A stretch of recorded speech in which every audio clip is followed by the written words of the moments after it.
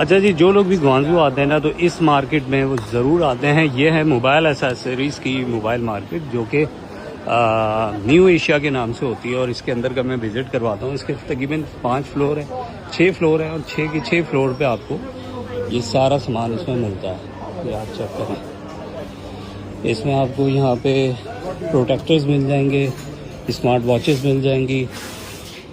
ये सारा सामान आपको यहाँ मिलेगा, स्मार्ट वॉचेस, प्रोटेक्टर, की चैन, मतलब मोबाइल एसेसरीज़ की हर चीज़ आपको मिलेगी। पावर बैंक, ये कटिंग मशीन्स आपको मिलेंगी।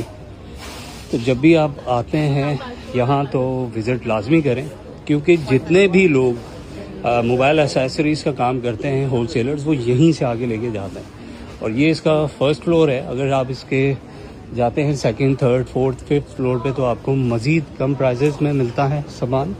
ये देखें, ये चेक करें। ठीक है जी, तो ये है न्यू एशिया मार्केट।